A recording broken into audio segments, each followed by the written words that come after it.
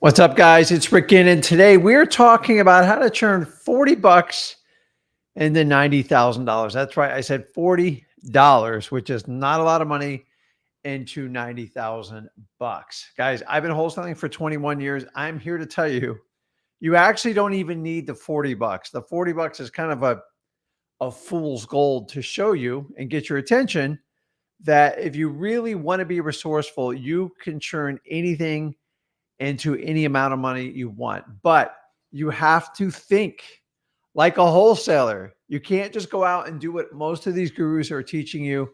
And I'm here to tell you, let's walk through it today. I want to go from start to finish on the best methods for you to obtain 90K with or without 40K. We're going to try it without 40 bucks. We're going to try to actually do it without it.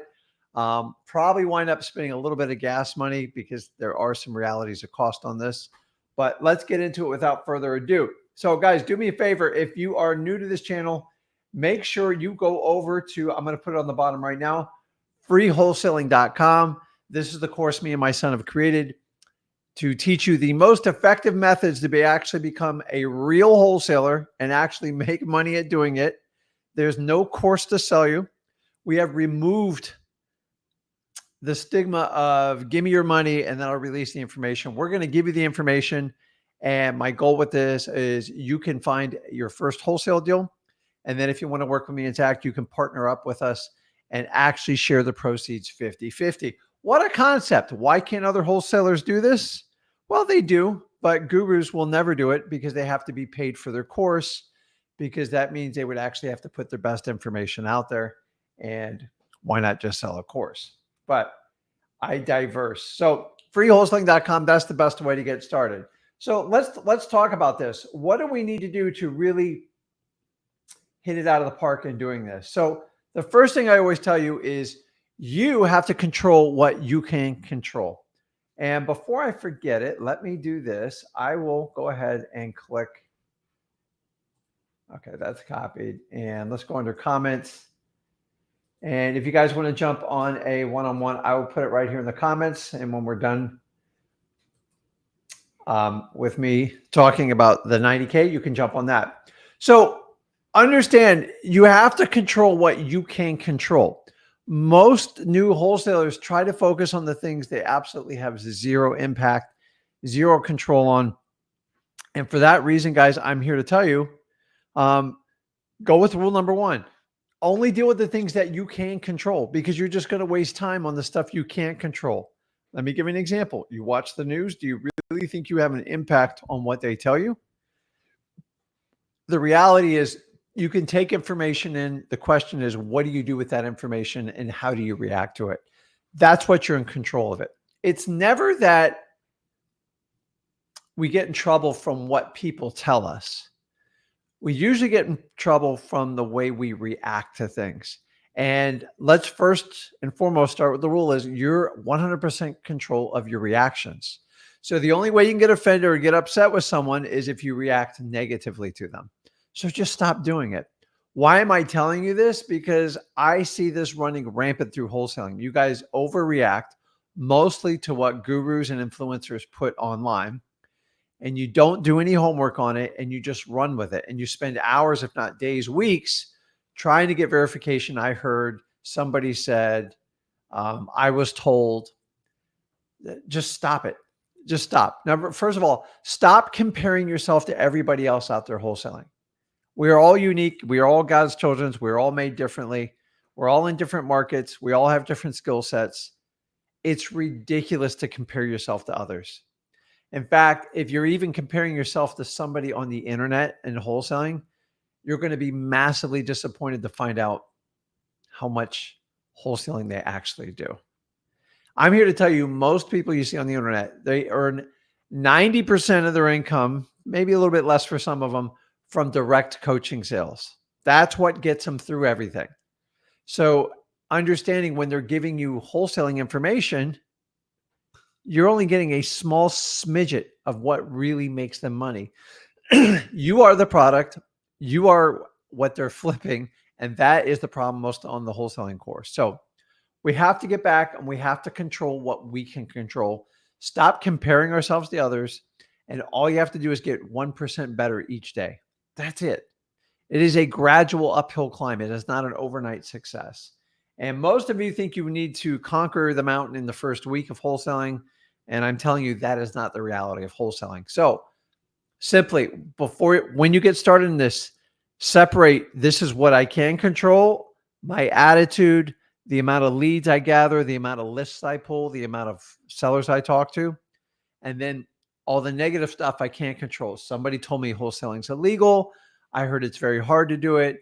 I heard you can't do this method. Don't worry about that. You can verify that yourself. And that's the main thing you have to understand. The true difference in wholesaling is control the stuff you can control. So today we're only going to talk about the things that you can control, because the other stuff, why? Why are we going to worry about it? All I need to do is the sun to come up the next day and set the next evening. Can I control it? Absolutely not, but I do expect it. So that's the difference and the keys as far as why you want to understand it. So the next one, focus on your actions. One of the biggest problems I see with wholesalers right now is all they want to do is get a result. And don't get me wrong, I want every one of you watching this live stream to get a deal, to get results, to get contracts, to get appointments. But here's the problem. For you, in order for you to get the results you want, you have to drive the action. The action's what will get you to the result. But so many of you are trying to bypass the action and just get to the result. If your result is, I want to get 3 contracts by the end of the month, the only way you're going to get the contracts is by driving the action. What are the actions we talk about?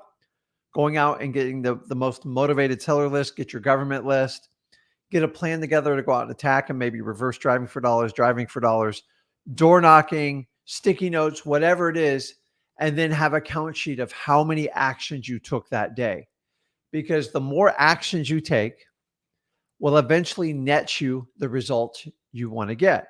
But here's the problem. Some of you guys push like crazy for 4 or 5 days and you don't get the results you want.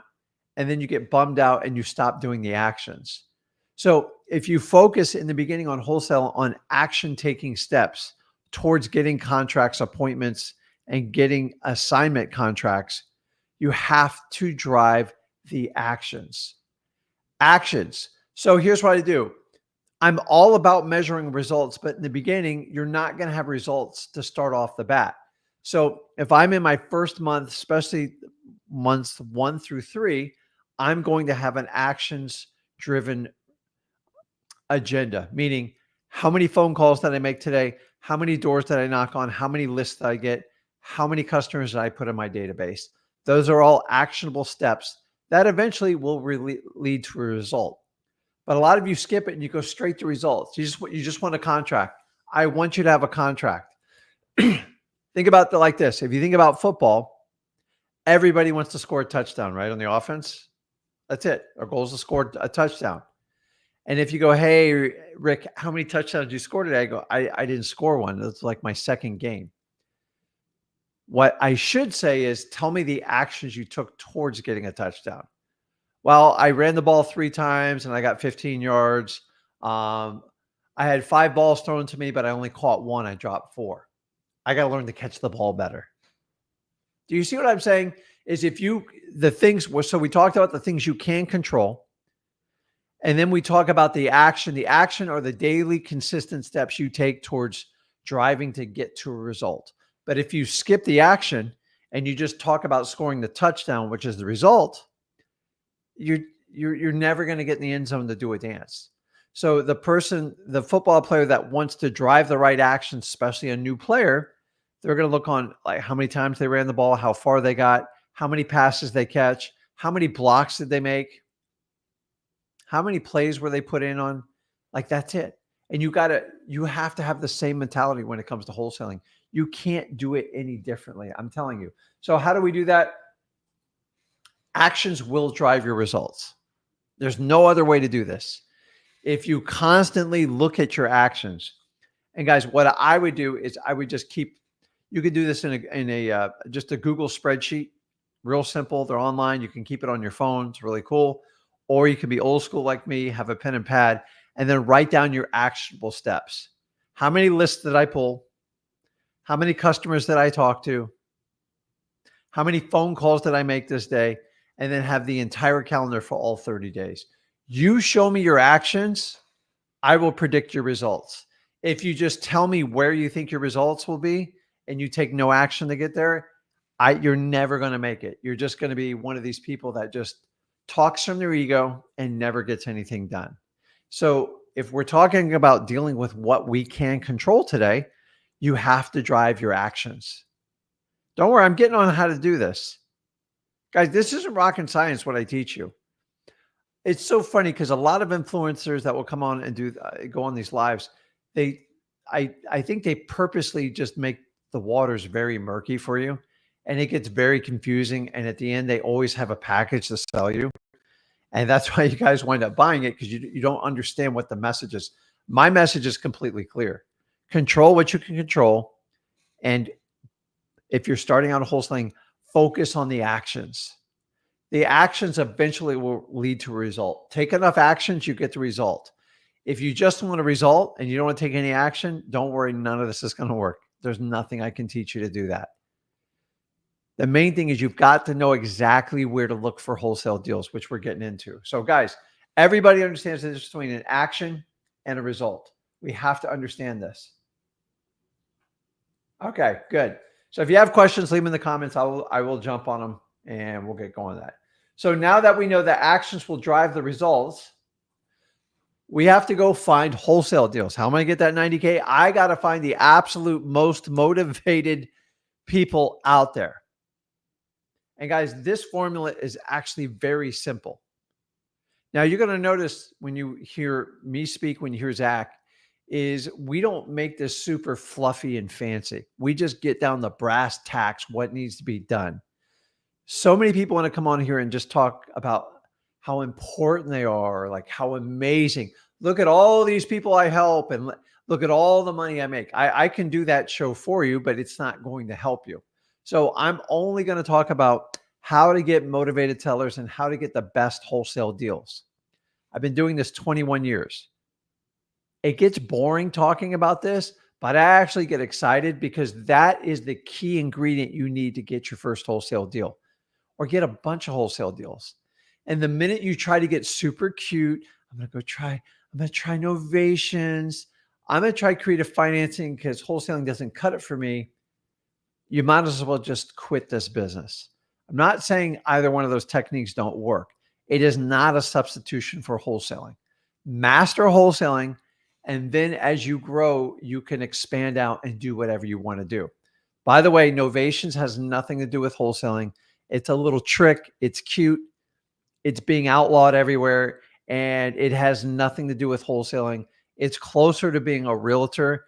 And in my opinion, if you're going to do that, just go get your realtor's license and probably shut off my channel, because I just think it is a ridiculous. It has nothing to do with wholesaling. So you want to pay retail for properties, but still have the wholesaler advantage. I don't teach that. I think it's terrible. And it's very confusing for everybody involved, including the title companies, the attorneys, which you should be involving, and the sellers when they find out you're going to switch the contract on them. And even though you told them, they're going to get confused. They don't understand why there's a $50,000 difference. Then you record all these documents. It's an absolute nightmare. But I digress, because people get attracted by this shiny eye candy. And now there's title companies that customize to show you how to do this. I promise you, you're going to pay an arm and a leg for these title companies. But if you don't believe me, just call them, because I'm sure you're going to have to book a call to a screen to see if they'll do it for you, because most normal title companies don't want anything to do with it anymore, at least in the state of Florida and coming to a state near you. So we have to go and get the most highly motivated list. So when there's smoke, there's fire. The more smoke, the easier it is to find the fire. The fire is where the wholesale deals are. I'm not even talking about fire damaged properties today. So what I want to do is focus on basically what I think are the best lists to get. I'm only going to concentrate on 4. I'm trying to go out and get 90 grand. If you dropped me in your market today and said, Rick, come spend 2 or 3 days to me, this is exactly, listen to me. This is exactly what I would do. I don't do this for the camera. I would tell you if I was off camera. I would tell you if you were sitting in my office. I would tell you if I was sitting in Starbucks in your town. This is exactly what I would do. And I have this conversation almost on a daily basis. Ask my Flip with Rick Plus people. So first one, code violations, an absolute no-brainer. You get them from your city, not just from your cities.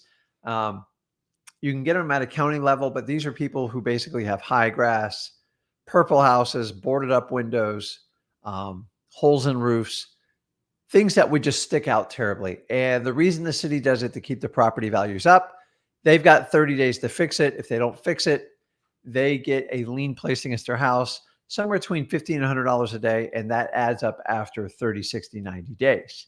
Now, people do not choose to be in this position. I promise you, nobody wants to be on this list.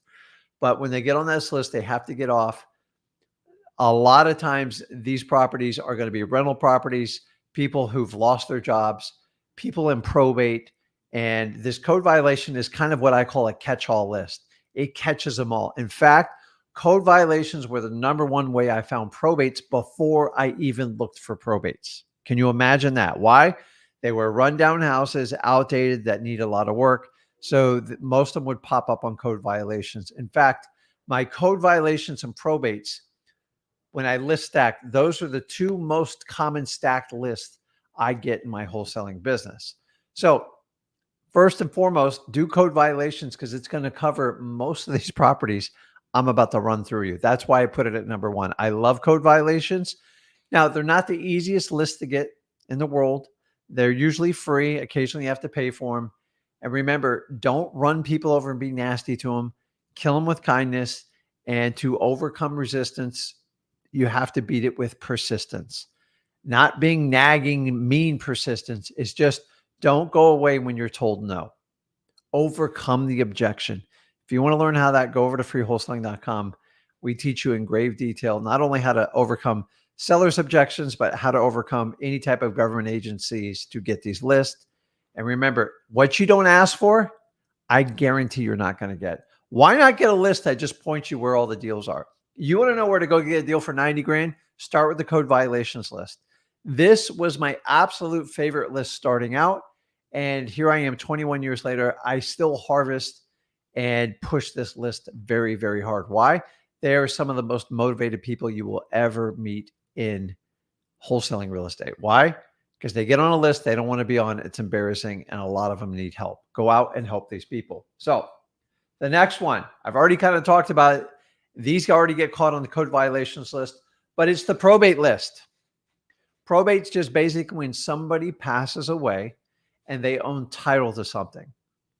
And it is a court process called probate that is created to ensure that the deceased's final financial affairs get closed out in a manner that person would want.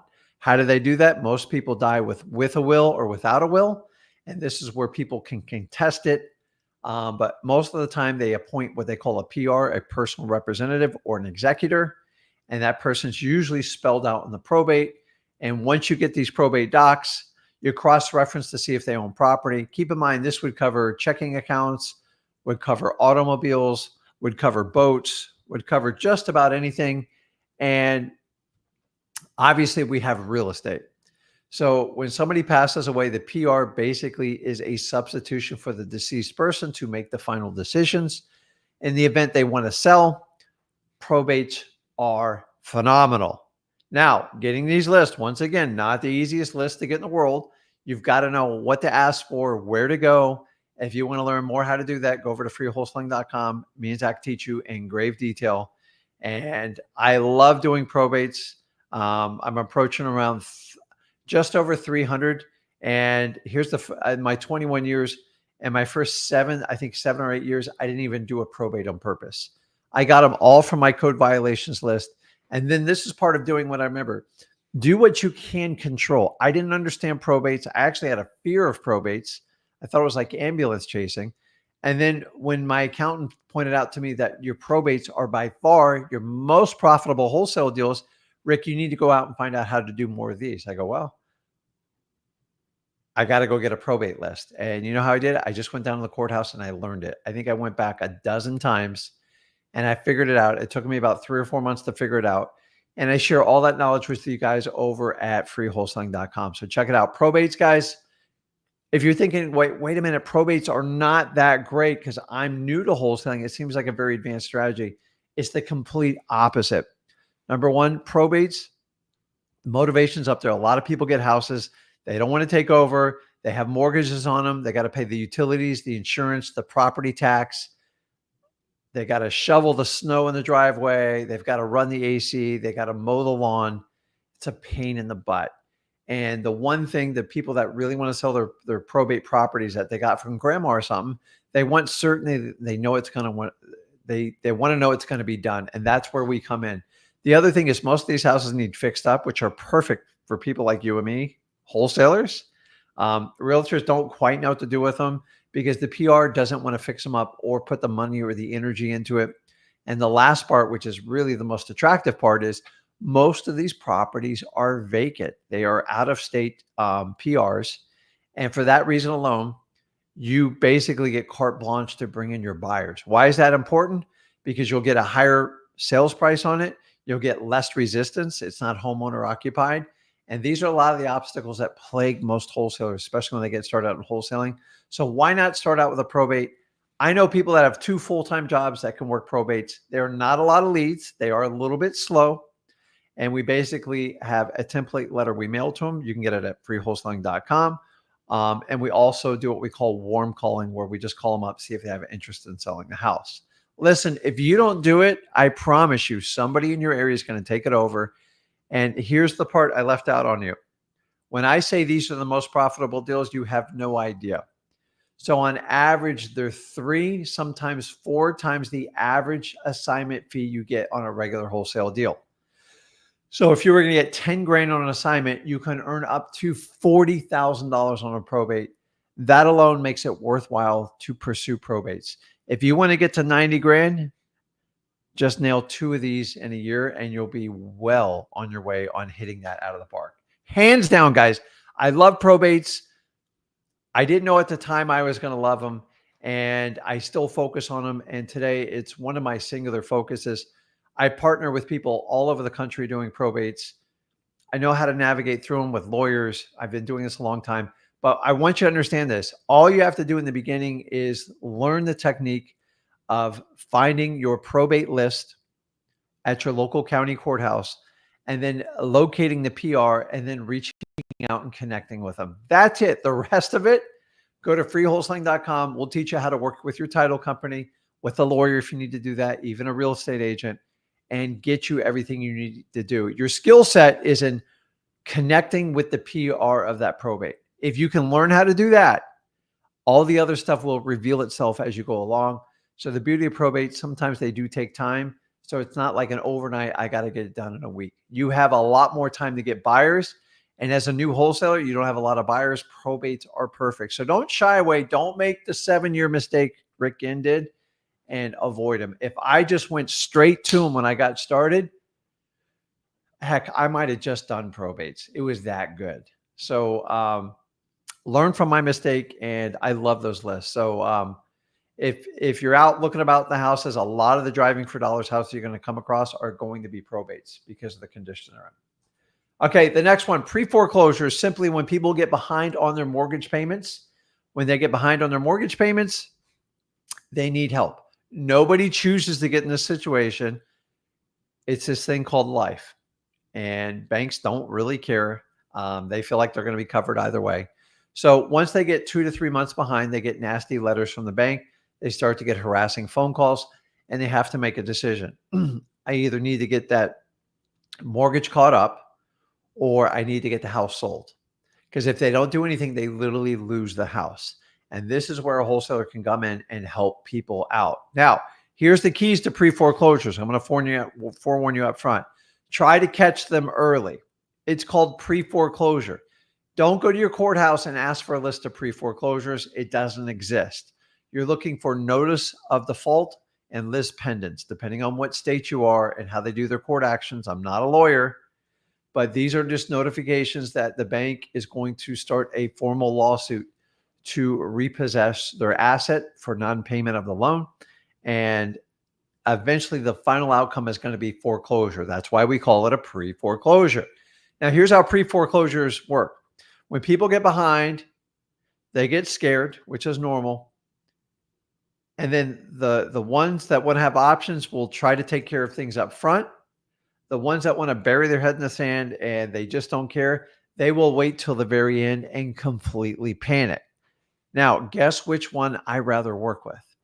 If you can convince somebody up front to take action to go ahead and resolve the problem, if they've lost their job or they don't have the money for the mortgage, they're better off just getting the property sold, taking what equity they can out of it, if there is any, and finding a place to live under their own terms.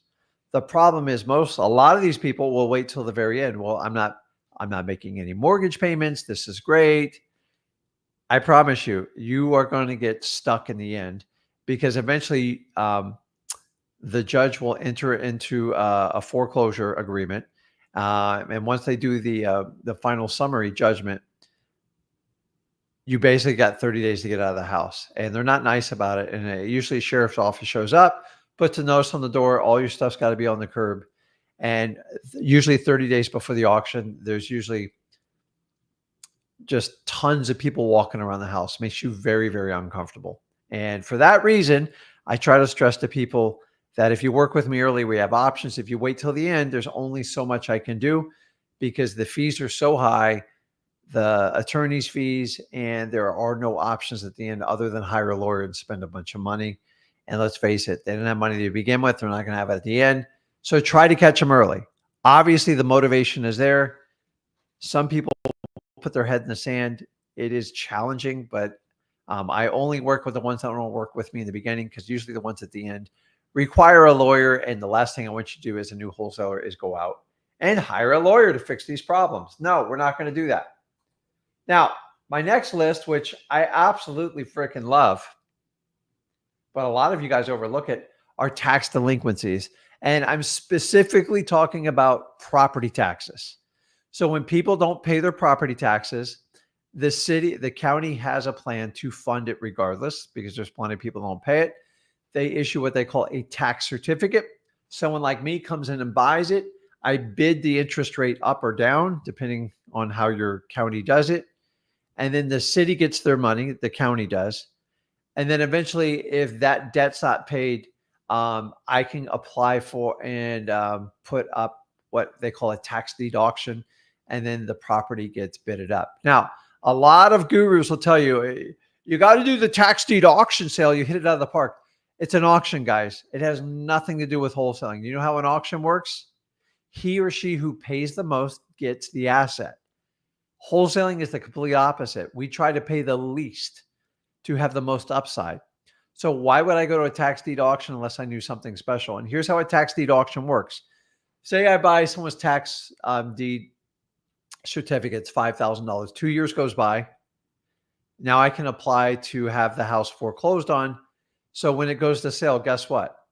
My $5,000 gets paid first, and then whatever the house gets bid up to, whoever pays the most gets the house. A lot of people think, well, you do the tax certificate, you have control. You don't. They have an obligation to pay your debt and interest rate. That's it. It does not give you a competitive advantage. So if someone thinks they're going to take a property at a tax deed auction, you're better off going knocking on the homeowner's door and cutting a deal with them and having them sign the deed over. Because a tax deed auction it's just an auction. That's it. It's basically like a foreclosure auction. And there's no real competitive advantage. Once you have an open auction, that's what I call an open market bid, and has nothing to do with wholesaling. If you want to be a realtor, go to that, have fun with it. But buying a tax deed does not give you any more of a significant advantage. People think it's like this cheat code, how you can take property. It's not. It never works out. And by the way, the properties the county takes back are the ones nobody wants. You can't build on it. It's too small of a parcel, yada, yada. That's why only the county's stupid enough to own them. So anyways, the next one is, guys, you need to look just for simple JV opportunities. And what do I mean by that? If you guys haven't had the chance to go on zachdiscord.com, let me put this up here, because the reason why I do it is we've developed this community, relatively a newer community. Where did I put it? And the idea is we are doing tons of JV deals off of this, to the point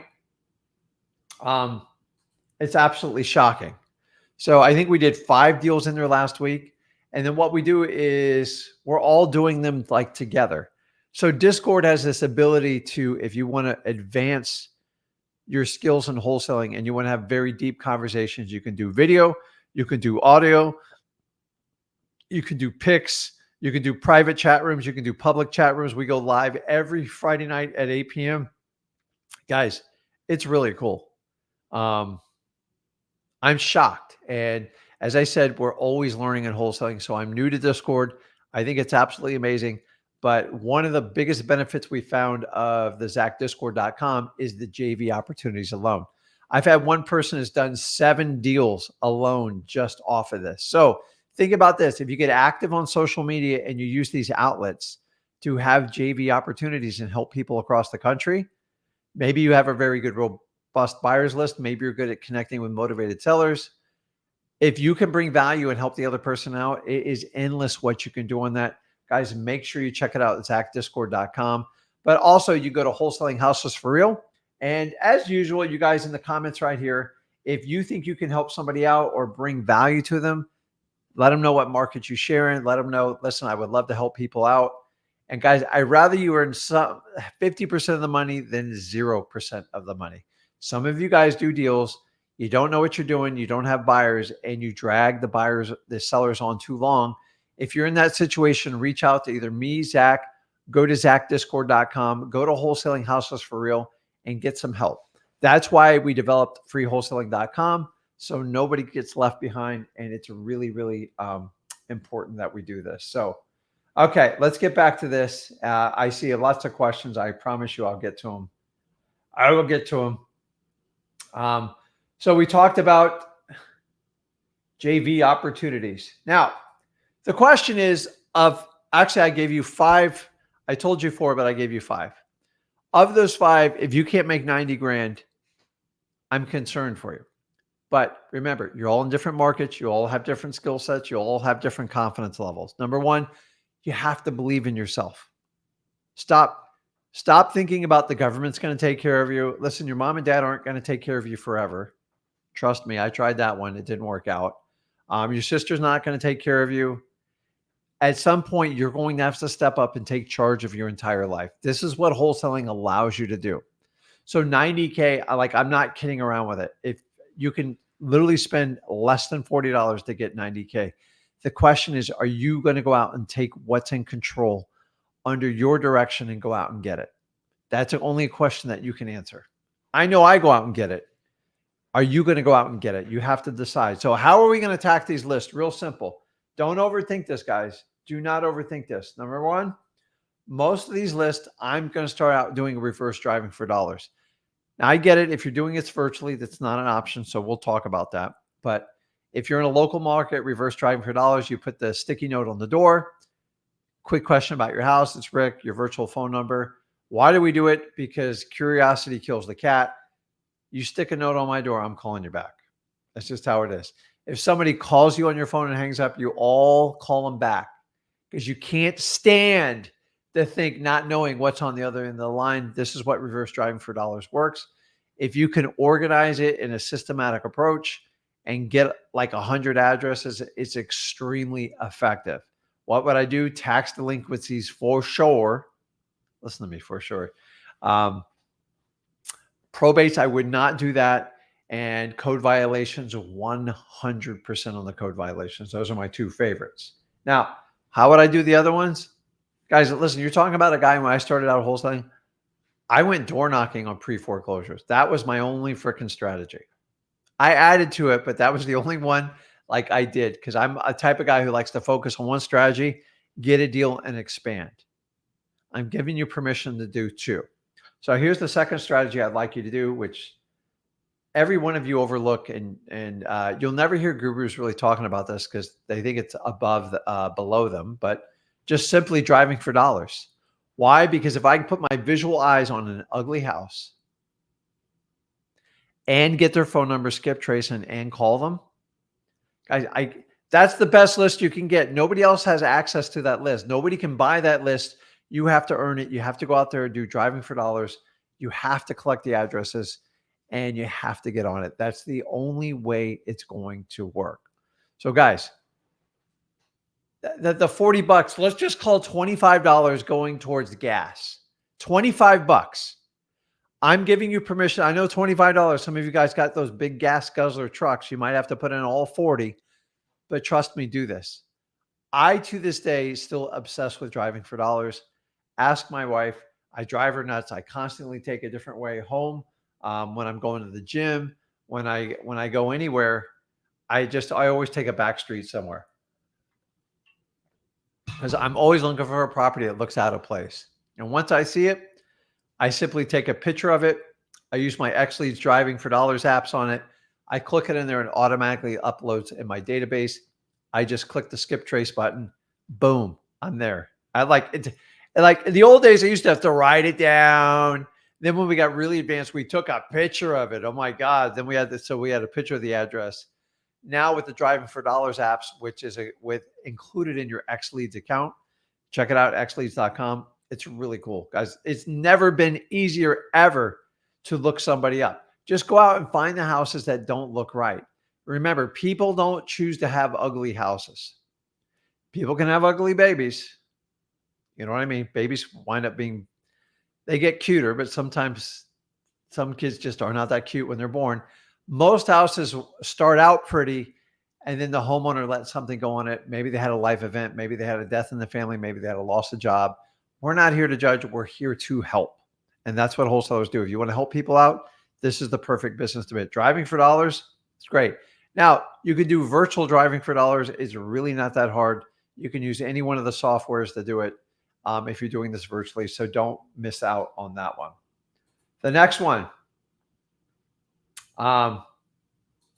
bandit signs. So after you take that leftover $15, they go, Rick, what are we gonna do with $15? I looked at a bandit sign company and it was like $700 to get signs delivered to them. Don't do that. You don't need that. You just need to get the blank Coroplast signs, preferably in white, maybe yellow. They'll cost you more. Find a local sign shop. They'll sell them to you for $1 or so a piece. Go make your own stakes. Not that hard. Go buy one of the box stores. And then go buy the box stores and get one of those big Sharpie markers. They're super thick, really wide, black. And then you're going to do 3 lines. Sell your house today, any condition, any situation, and your virtual phone number only on one side. That should be a $3,000 course alone right there.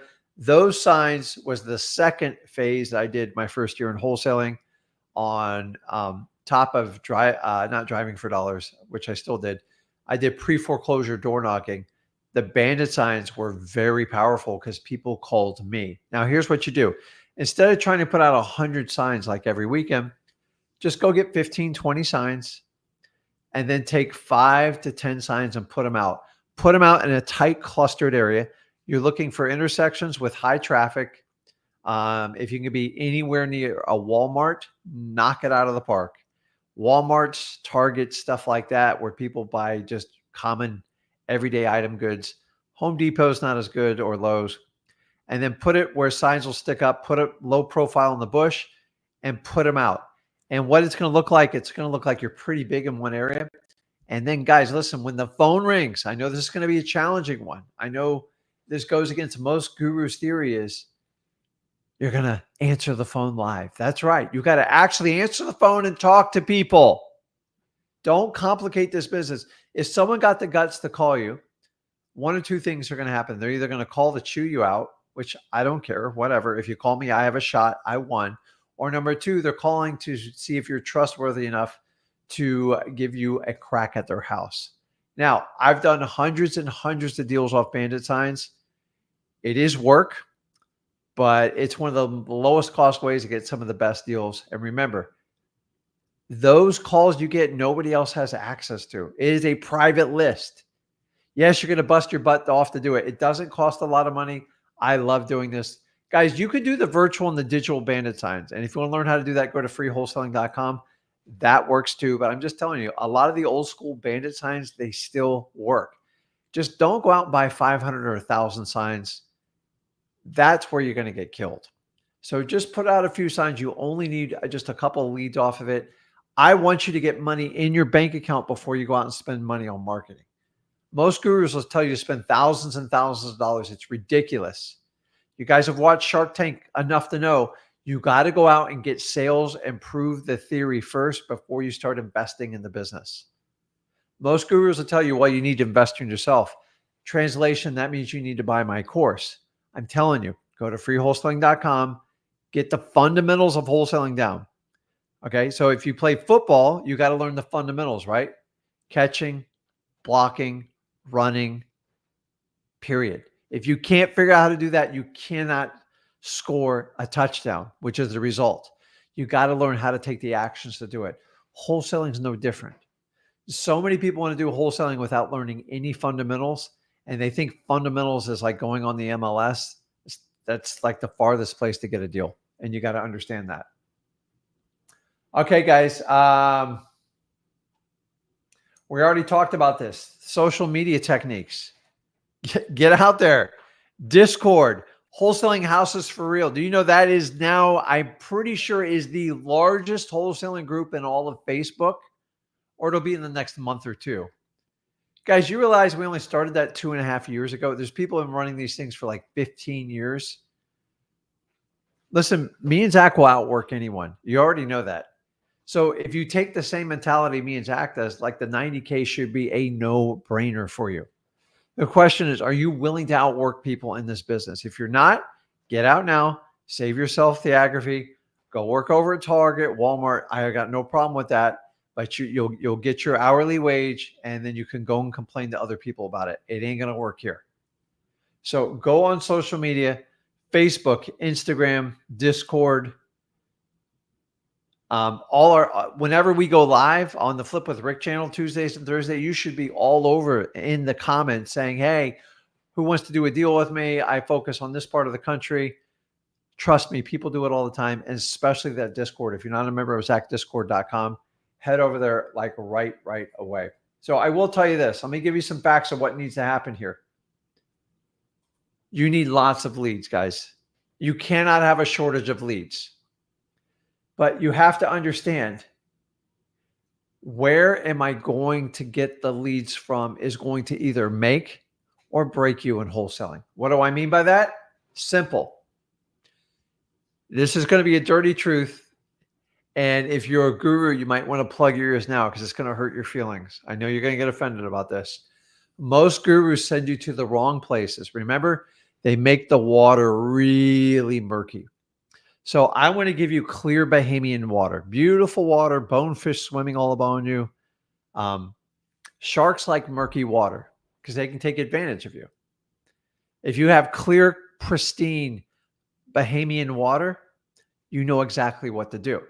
So we need to know where to go to get these big, fat deals. Any type of great wholesaling deals has a basic fundamentals always applied to it.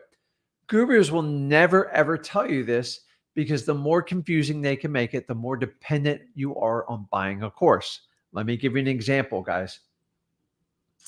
Number one, there is basically 3 fundamentals every great wholesale deal has with it.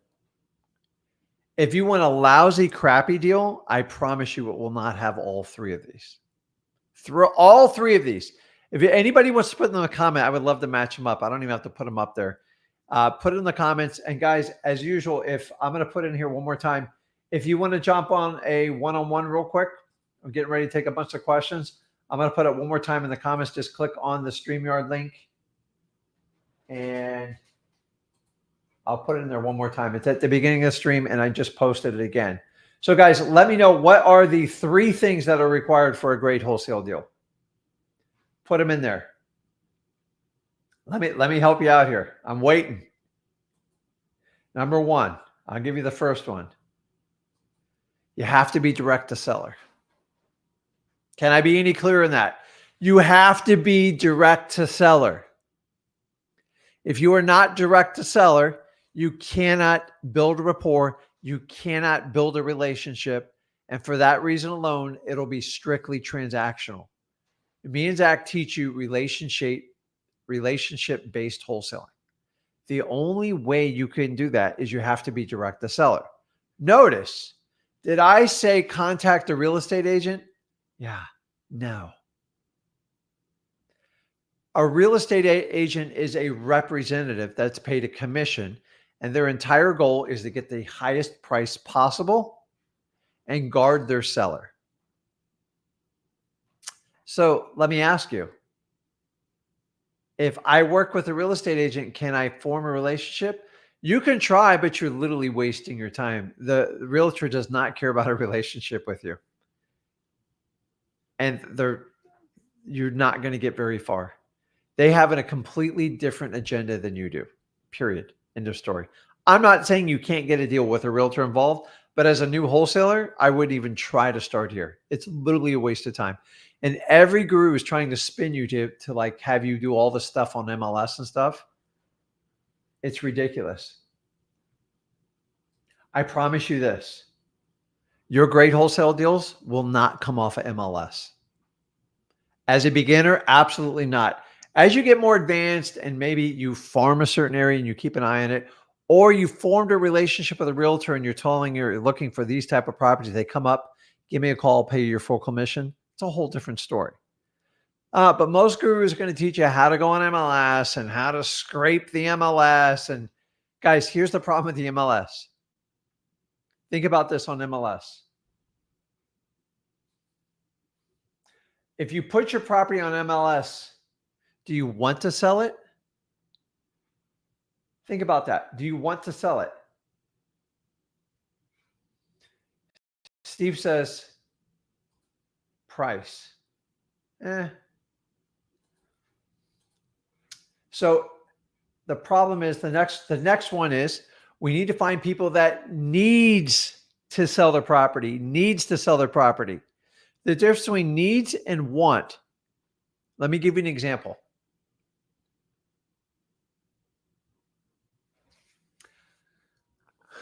I would love to have a Lamborghini. It's not really, to be honest with you. To me, it's just an overpriced car, which cars don't impress me. But do I need the Lamborghini? Absolutely not. I could do a Honda Accord, a Hyundai Civic. Do you need a Lamborghini? No. Very few people need it. So the difference between need and want is a huge difference. People that go with a real estate agent just want to sell their house, usually for a dream price, full market value, so they can compensate the real estate agent. So why would I go fishing in a pond where I know they don't want to give me a discount and I have to pay the realtor's fee within the price, and there's absolutely no motivation from the seller? What is the point? Somebody please tell me what the point of that is. Now, if I go out and find someone who needs to sell their house, they're behind on their taxes, the house is in pre-foreclosure, or maybe it's in probate, do you understand the difference? Most new wholesalers are so confused because the gurus make the water so murky. That's how sharks attack people on the beach. They go during dirty water. There's a lot of bait fish, and they throw you a lifeline when you start drowning. So here's the key. Stay out of the dirty water, stay in the clear Bahamian water, and go look in places where they're off market. Ready? Off market. That doesn't mean it's on MLS. People that are direct to the seller, and just what I told you, they need to sell their property. So direct to seller, off market, ready? And needs to sell their property not once. And ask yourself when you're talking to a seller, especially through a real estate agent, are these people needing to sell or do they just want to sell? And if they want to sell, it just means you're literally wasting your time. So gurus will teach you this technique, tell you all sorts of courses on it because it seems really simple. Think about it. Here's the realtor's information. Here's the pretty pictures. Here's what they're asking for the property. Oh my God, I don't have to skip trace it. There's the phone number. This is a piece of cake. Okay. You call them up, you get it under contract. Of course, they teach you to go for yes, because that's how kind of realtors think. And you get it under contract, and then you go to sell it to your cash buyers, and all that easy work quickly starts to fall apart on you. You know exactly what I mean is because you took the easy route because you paid the guru for this course that seemed too magical, which it was. And now you're on your 15th cash buyer. They're like, what are you, nuts? You overpaid $55,000 for that property. I would never pay more than this. Now you got an option. You can either get out of the contract and be one of those cheesy wholesalers that probably's got a realtor's license because that's the only way you can be serious, or you're going to have to renegotiate the whole deal. Why don't you just do what a serious wholesaler does? Learn the fundamentals of wholesaling through freewholesaling.com. Develop a relationship. Stop being transactional. Find out what the seller truly needs. Get the property under the right contract price by using the method me and Zach teach called Go for No. Get the lowest price, have an awkward conversation, it's going to be uncomfortable, but in the end, you're going to call 3 or 4 cash buyers and you're going to have it sold just like that. You know why? Because you got a great deal. Because you were willing to do the hard work up front and get it under contract for the right price. Don't be like one of these other realtors that took one of these courses that go, man, I'm just going to go on MLS, or I'm just going to take where everything's listed. I'm going to do on-market properties. I'm not going to, so it's going to be on market. I won't be direct to seller, and I'm going to focus on people who want to sell their house. And you want to know why you guys are frustrated in wholesaling. You've got to learn the fundamentals. If you don't learn the fundamentals, you are going to be stuck. So if we know that, then we understand that, and we have to fix it. Does it make sense? Okay. So my last little bit of advice, and then we're going to take people's direct questions here. This is the most valuable part you've got to understand as a wholesaler. And this alone will make you the 90 grand. You ready? You're going to have to learn how to be resourceful. There's not always a yes and no answer in wholesaling. You got to be willing to go further than any of your competitors, than any other wholesaler, especially any other real estate agent, to get your sellers the answers and the help they need. You don't need to know everything. And that's the big misconception in wholesaling. You think you need to know everything. Here's what you need to know. First, go over to freewholesaling.com and cut through the crap. Just get the truth. The truth is sometimes painful. It's a lot of work up front, but when you get the truth, you can actually do damage in life. Once you get the spin, you're just filling someone else's pockets and you're just wasting your own time. So once you understand that, it's about being resourceful.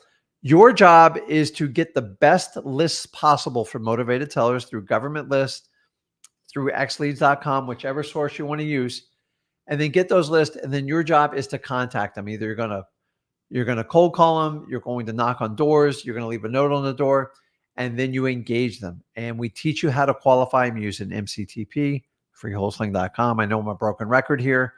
And we just simply stay with our sellers, and we make sure we're working only with people on off-market deals, direct to seller, for people who need to sell their house. You keep doing this over and over again, even when you suck in the very beginning, because anything you start at, that's usually how it works out. You get better. The only way you screw up wholesaling is by quitting, or by doing the guru shiny object syndrome, and I'm going to do innovations this week, and then I'm going to do creative financing. Then I'm going to use this special method. Guys, at the end of the day, you just got to learn to talk to people, learn how to connect with them. Don't be transactional. Use your God-given 2 ears. You got one mouth. Take the hint. Let your sellers do 80% of the talking and formulate a plan to help them out. I always say in wholesaling, it's about a win-win-win situation. Like, wait a minute, Rick, who's that? Your seller wins, your cash buyer wins, and you win. If anybody wants a one-sided relationship, just get out of it, because it's not going to work out. And that's all you have to do to get to 90 grand, guys. It is not as hard as you think it is. Most of you are struggling just getting started. As I said, one of the easiest ways, just go over to freewholesaling.com and get started on it right away there. So without further ado, let me jump over and answer some questions here. Sorry, I got my monitors stretched across the studio today. My gosh. Okay. So let's see here. I for a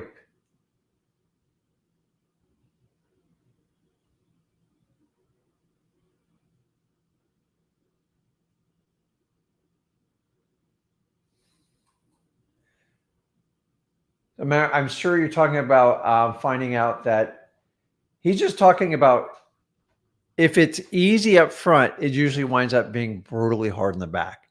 So think about, guys, any course you guys sign up for, anything you do, if it's super easy to pay them, and then you get these wonderful videos and all this training, and it sounds almost too good to be true, it usually is. I'm just here to tell you, wholesaling is actually fundamentally simple, but there's the execution is the hard part. Can you be disciplined and consistent every day and be resourceful? If you can be those three things, the sky's the limit in wholesaling. If you can't think outside the box and you're just a yes, no, and like that's what you do, either don't do wholesaling or change your ways. Remember, your old personality is not going to let you survive in wholesaling. And as much as wholesaling doesn't care what your background is, doesn't care about your education, how much money, it equally does not care for people that do not work. If you do not work, wholesaling will leave you like that bad girlfriend that you ignored or that boyfriend. And if you can't accept that, it's just a reality. Wholesaling goes to people that pay attention to it and take care of it. People who want the easy way out, they'll all go to gurus. That's why there's a 95% failure ratio. If you want to put in the work, over to freewholesaling.com. So, okay, let's clear this. What else did I have here?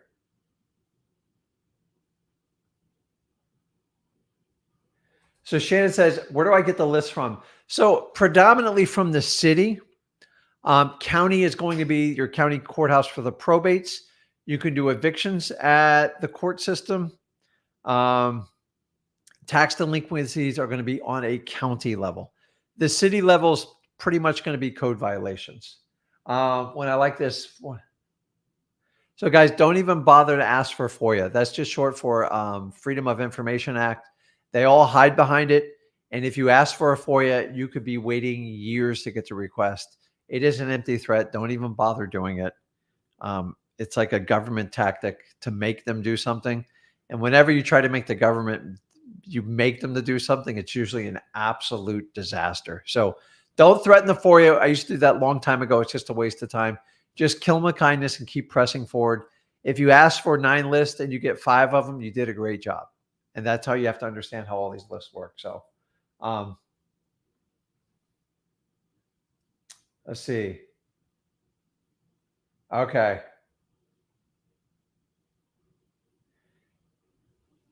Oh boy, look at some of these comments. Okay. Perfect.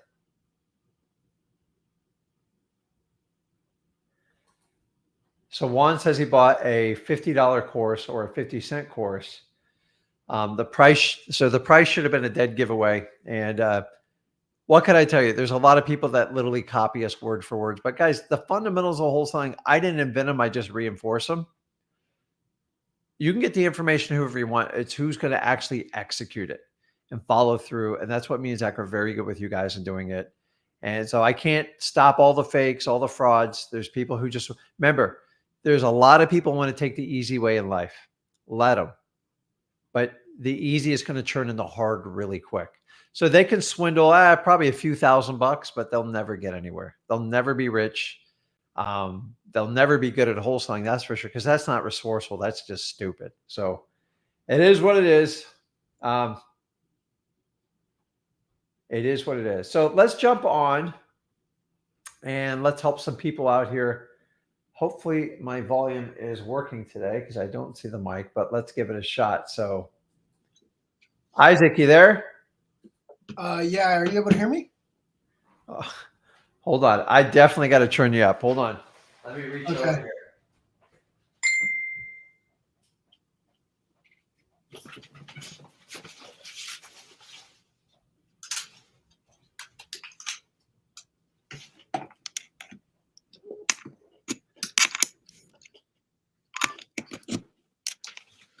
can you hear me? Hello? Yeah, can you hear me okay? Can you hear me? Yeah, no, that's better. I just switch over and hit the speaker volume. What's going on, man? What can I help you out with? Yeah, so I've been doing okay. I had like 3 deals under contract. They ended up falling through. Uh, the first one, the first one was a fire damage property. I didn't know that you kind of have to have a little bit of experience, I think, on it, right? For fire That damage. that in time. And the second one was a commercial property.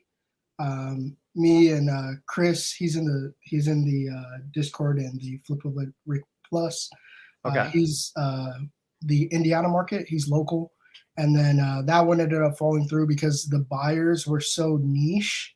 There was only like one buyer on that, or like a couple of buyers. We called so many realtors, so many investors on that one, and it was only like one or two that was really interested in it because Got it was out of the area. And then the third one, it ended up falling through because I guess the homeowner was kind of getting sketched out because he wanted the money before leaving the property. He wanted to use the money for, I guess, buying the property to be able to move into a new place. Uh-huh. So that kind of fell through because he ended up talking to a lawyer. So I don't know where to go from there.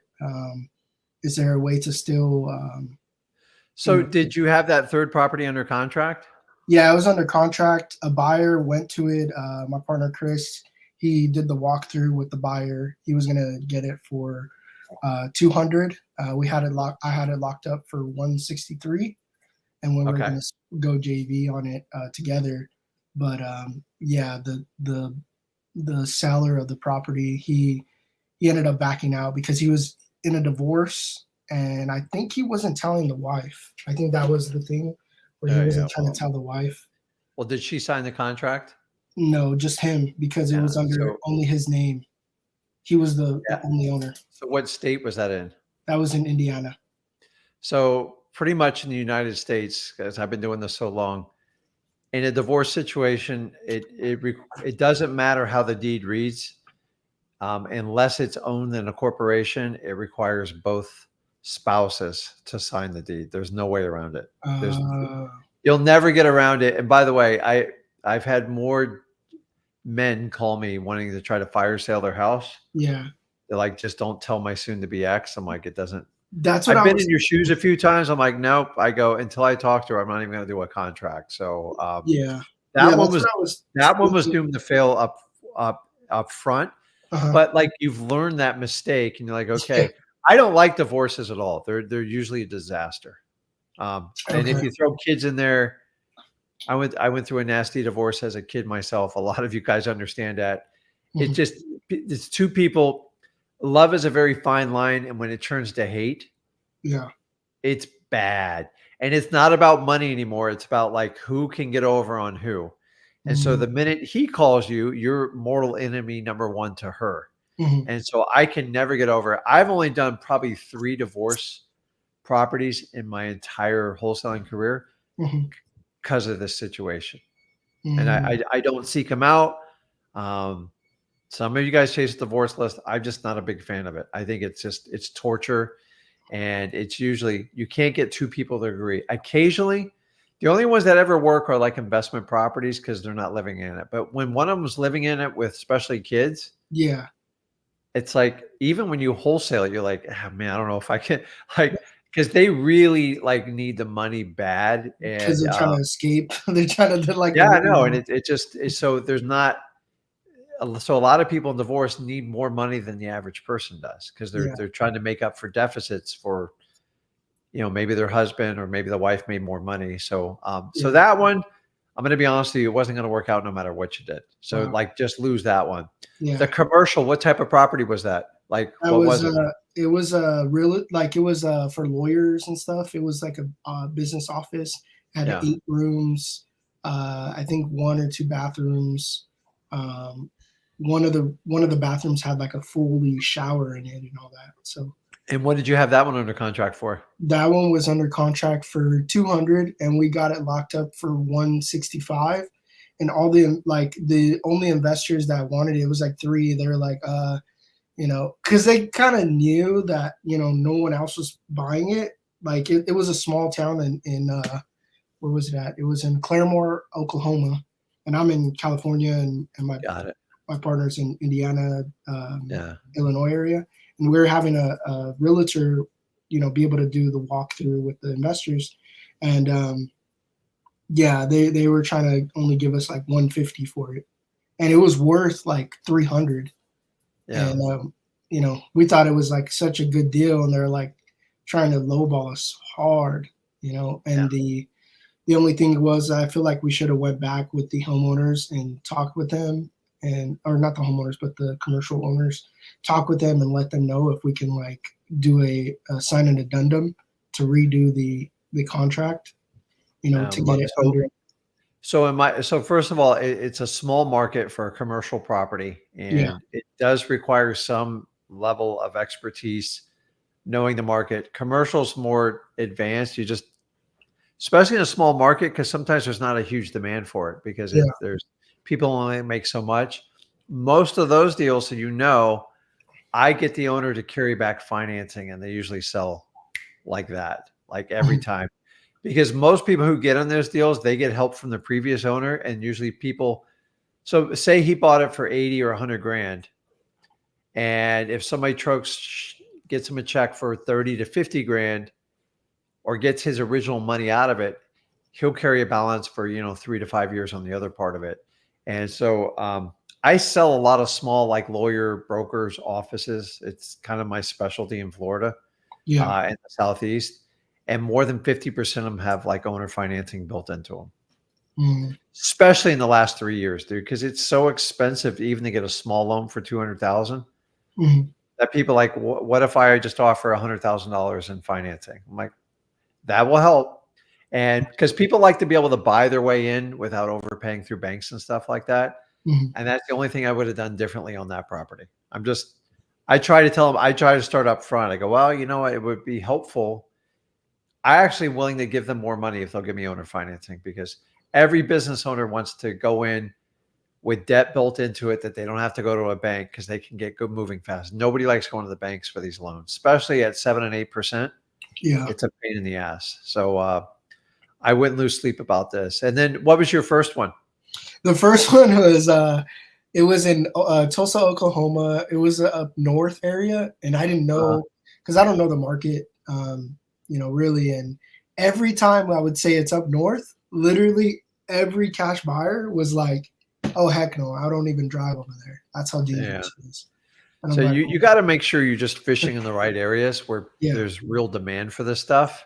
So is your market out of Oklahoma, or is like your partner who's got the focus on Oklahoma? So my partner is in Juliet, Illinois, and that's like right on the border. I think it's 10 minutes away from Indiana. So he does both areas, but he tries to focus on more Indiana because I know he was telling me that Indiana is a lot nicer.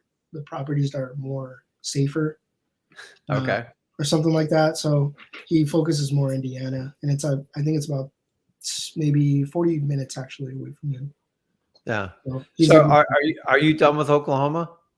I think I am. Yeah. I think you are. So you can't listen. You're gonna have a higher miss rate on virtual, but if you keep missing and missing, like heed the warning. Like, okay, part of wholesaling is just learning the journey. Like just going, okay. Sometimes we guess on markets. The easiest. So here's the 2 biggest factors you want to consider when doing any market, virtual or local. Number 1, what is the average median price? Compare it to the rest of the United States and see where it ranks. Obviously, parts of California, New York, and Florida, like it's easy to eliminate the worst of the worst. Number 2, what is the average population? If you can get a population of 100,000 or more, you're always going to have customers for cash buyers. As soon as you get down to 70, 60, 50, 40, it becomes painful. So people ask me all the time, we're like, why don't you wholesale in this city or that city? I go, well, why? Because it doesn't work. It doesn't matter what I like. Go do the Dakotas, dude. I tell you right now, you could go take just 25 people in North or South Dakota and find for free. You don't even have to complicate this. On Zillow, find just income producing houses, and every one of these people will bend over backwards to try to sell you the house. You know why? Because Mm, there's no buyers for it. mm, I mean, I did this. I was like, oh my God, these are some of the greatest deals. But they'll tell you the nearest town is, 4 hours away. And like not everybody wants to live like that. yeah. And I'm talking about $25,000, $30,000 houses that rent for $700, $800. But like when your renter leaves, it could be a year till you get it rented again. Yeah. And so you always have to go where there's demand and where the price makes sense. You want to be below the average median price and find out where it breaks. Mhm. And so the average median price in the United States, you know what it is? Of the home, Yeah. What do you think the average US house has highs and lows? like 300K or something. It's 424. 424. Okay. I think it went down to 418, but like that's insanity, by the way. A Yeah. couple of years ago, it had a 2 in front of it. Now we're talking about a 4, almost double. Yeah. Back in the So day, didn't they say that you could buy a house for like $1 or something like that in the like the military homes? I know that there was some. Yeah. So I'm just saying you gotta, like, your techniques are sound, but you're just looking in the wrong area. Okay. And you gotta go, okay, I'm not gonna keep doing that because there's nothing worse than going through all that energy and not getting a property sold, right? Yeah. So so the last one I'm gonna teach you, when someone asks you, go, hey, um, when they say, listen, hey, Isaac, I want to do a deal with you, but I need money up front. Yeah. How do you deal with that? Uh, isn't there a way where they can sign some type of agreement that they have to be out of the property within a certain amount of days? So it's real simple. I go, listen, I just want to buy your property. I get it. You want to sell it. So here's what I do is we're going to leave a deposit with the title company. Uh-huh. And by this date, whatever day you agreed on it, 30, 60 days now, you get the balance. And the minute you move out, you get the money paid in full. Mhm. So do I get the money? Well, the thing is, I give up the money and I give it to the title company. As Yeah. long as you deliver the property, it's good to go. As a So new wholesaler, you do not want to give a seller money. It's usually very, very bad business. It's yeah. So because so you're never going to see it again. So to get them to behave Mhm. and work with the title company, they'll usually do it. The other thing is, a lot of you guys get hung up on deposits. I don't get hung up on deposits at all. Yeah. I tell Yeah. them what it is, and I don't make it a big point. And when you get nervous and scared around deposits, you're just going to keep leaving bigger deposits. And here's my argument with deposits. Yeah. You should never have to go north of $500. You really shouldn't. Even that stretch. Most of your deposits, $100 is fine. We used to do 10. 10's a little disrespectful. I get it in today's world. But $100, and they go, wait a minute, I thought you were supposed to leave more as deposit. I go, listen, it's just an earnest money deposit to get the paperwork started, to get the title company involved and pull the title. We've already agreed on the price. The deposit really doesn't go to you until you actually sign the deed over. So let's focus on getting your house sold. That's what I tell everyone. And 9 out of 10 never give me a problem with it, period. Yeah. It's Yeah. when you guys start throwing out, like, but if you start out at 1,000 or 1,500, you're going to go deep. You're going to go deep in the deep end, and you're not going to be able to get out of it. And guys, the deposit has nothing to do with the sale price of the home. It's like part of the terms of the contract. So Wow. if you're willing to just give and give and give on the deposit, you're usually going to get run over in wholesaling. Like if you can't control the deposit, you probably don't have a very motivated seller in front of you. Yeah, because I the never get seller, blown back. What's that? the seller, I mean the not the seller, the cash buyer suggested me and Chris to come up with 10K to give to the title company, so that way it could be for the homeowner. So that way in 30 days we can that he'd be able to close. It was like he was telling us that he purchased a couple of properties before coming to ours, and he said that he had to kick people out, and it took 2 to 3 months to kick them out, and he's not trying to deal with that again. And Yeah, he no, no, said, no. Listen, buyers don't want to deal with properties with, especially homeowners in it. yeah, So my suggestion is always get a clear and vacant house. I'm not into the. Occasionally, we buy them with tenants and stuff like that. That's a whole different types of transaction. But um, you can do a Basically, it's a post operating agreement. So if you wanted to say they were going to move out in 30 days afterwards, you set 5 or 10 grand aside, and if they don't move out in that time, then that money goes to the new owner, and it's out of the original seller's pocket. And I do a couple of those agreements, but without that agreement up front, you can't keep people honest. So if you do it without the agreement, they'll 9 times out of 10 they'll stay. And so you're right on that one. That is the correct way. It's called a post operating agreement. And you guys have that contract in the Flip with Rick? No, but like any good title company can navigate you through it. It's a post operative. We call it a post op. Yeah. And it just says seller's going to leave a $10,000 deposit as a short-term 30-day rental. If they vacate on this date, clean swept, is ready to go, they get their 10,000. If not, they automatically forfeit the 10 grand. So I have them sign it with a title company to kind of keep them honest. Mm-hmm. And I let the title company run it. That way my hands are clean. So when I sell the property, I go, hey, Mr. Buyer, he goes, why the tenant's still in there? I go, they're going to be in there 30 days, but here's the deal. They left. We held back $10,000 from their proceeds. And if they don't move out, you get that 10 grand. I think they're going to move out. They're willing to talk to you.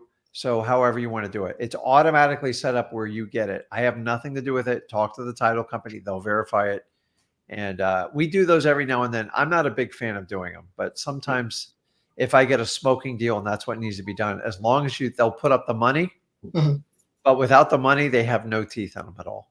And I've had people go past them. I'm like, so we had someone go 3 days past it when we agreed on charging them $1,000 a day because time is money. After 30 days, like you got to give the fix and flipper time to do what they need to do with the landlord or whatever it is. So it all, so go look at your average median price and look at the population. That's going to be the most important things that you've got to get across. Okay. And just keep doing it. Stay away from divorces though. Like when they come up, go like this. Listen, I just need, I need your soon to be ex-wife and I got to talk to her. And he's like, you don't want to talk to her. She'll chew you out. I go, well, then there's nothing I can do. And just move on.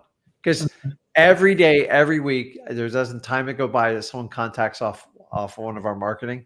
And it's always the guys. It's never the girls. Because sometimes guys just want to get out of the relationship. You know, God only knows what's going on. So I don't like divorce. That's why people are like, why don't you do divorce lists? Because they suck. They suck. I don't like them. Even realtors don't like divorce ones. Like it's a real pain in the ass. So do you think I should stay in the Indiana market, or do you think I should just pick somewhere else? Or Indiana's a great market.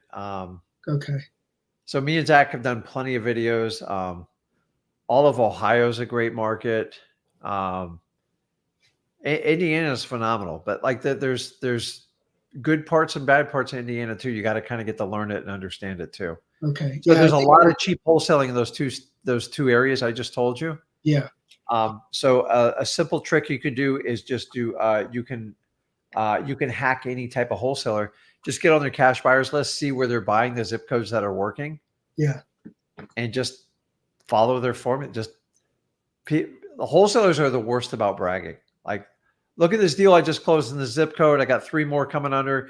You find their average price points. You find the areas that they're buying and what they're selling them for. And once I find it, that's 90% of the time how I find all my new virtual markets. Why spend money when you guys are going to do all the work for me? Listen, when someone's dude, if a guy's painting gold right next to you, you don't need to go very far as long as you don't get the crap kicked out of it. It's perfectly legal in wholesaling.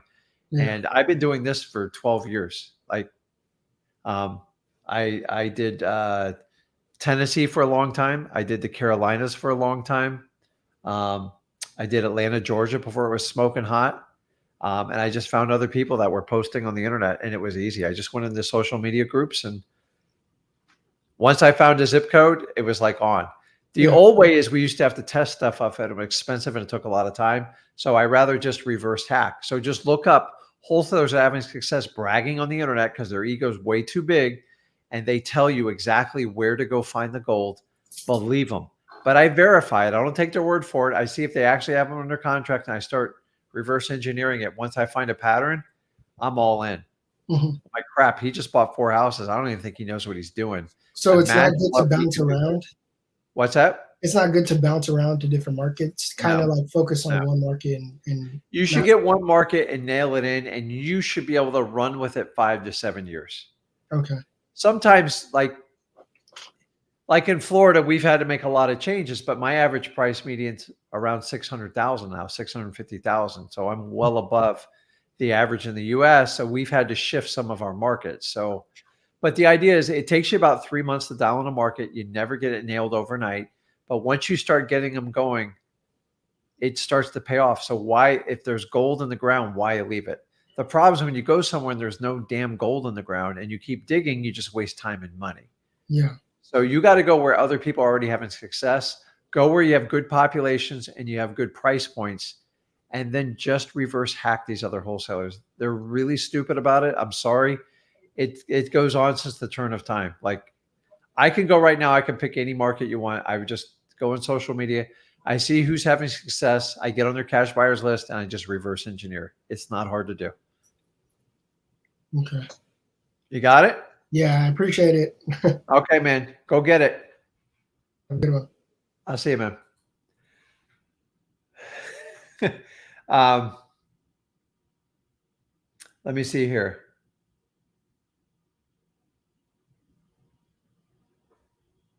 So I put on here, what's the best state to open up an LLC? I'm going to be honest with you. You guys way overanalyze this stuff. So I have LLCs in Nevada, Wyoming, Delaware, obviously Florida. My simplest advice to you is open it up in the state you're doing business in, because that's all you need in the beginning. And understanding an LLC washes through you personally, it just separates you liability wise. Yes, you could do a deal under your own name and then you can assign it right before the closing. You guys spend way too much time on this stuff. The reason why people use like Wyoming and Nevadas is once you start to getting a lot of rentals and stuff, it does insulate you somewhat because the average person cannot look you up. So your tenants can't verify who the owner is a lot of times. Sometimes that can work against you. So understanding also, if you open up an LLC in like Nevada or Wyoming, you're so if I do business, say in Georgia, and I have a Nevada LLC, I can't bring a lawsuit unless I register that Nevada LLC in the state of Georgia. So there are caveats that you have to understand when you get a corporation outside of your state. So like in the state of Florida, I have to have state of Florida ones because I have a lot of tenants. I do evictions. I do a lot of stuff. And the state of Florida will not let a corporation enter into a lawsuit that's not in good standing. And if you're from another state, a foreign corporation, if you are not registered and paying in the state of Florida, you can't enter into a lawsuit in the state of Florida. You see how the catch-22 is? So you think you're saving money by going to Delaware and all these other places, and you still have to pay the registration fees in Florida, which is really, really annoying. So it's crazy, guys. So what else did I have here? If you guys have not had a chance, make sure you go and check us out over on X Leads. We got it up and running. We got a lot of great feedback on that. It's right here on the bottom, xleads.com. And remember, guys, if you already have a software platform and you're just pulling lists and you're paying like $100 a month, you can go in the X Leads. You can pull the exact same list, even more robust list, better list, in my opinion. I've been using it for over a year. And not only do that, you get a full CRM with it. You have the ability to load your leads in there, put all your notes in it. And then if you do one of our more advanced plans, you could actually do dispo inside of it. Guys, some of you paying $30,000, $50,000 for dispo. Everything's included in X Leads. It's an all-in-one platform for wholesaling. So if you guys think you can make some more money or you can get a pay increase and get more features, we created X Leads for the wholesaler in mind. Strictly the wholesaler, from the day you pull your list to the day you sell your deal, everything can be done in one complete software. Check it out. If you want to know more information about it, you can go on YouTube on XLeads. We do a demonstration on every Saturday. We do a support call. And here's the really cool part. We actually have a live phone number where we actually have employees answer the phone. We have an email, and you all have ability to reach out to me and Zach directly. So we believe in putting our name on stuff we actually support. We spend the money and the time, and it's how I teach most of my people in Flip with Rick Plus and our community. Remember, guys, we got a live event coming up October 23rd, 24th. If you want to find out more about that, go to Flip with Rick Plus. That's going to be a fun event if you want to meet up with me and Zach live. Make sure you smash that like button. And guys, make sure you subscribe to the Rick Ginn channel. It is a compliment to me. I don't charge you guys for anything. So the best compliment you can give me is just by subscribing. Make sure you check out my son's channel on Zach Ginn. And we'll be on tomorrow on Flip with Rick. Check us out at 1 p.m. I'll also be on there Thursday. So guys, go out there, get some deals. Remember, learn the fundamentals of wholesaling if you truly want to be successful. 90 grand's a piece of cake. You just got to go out and get it, guys. This is Rick Ginn.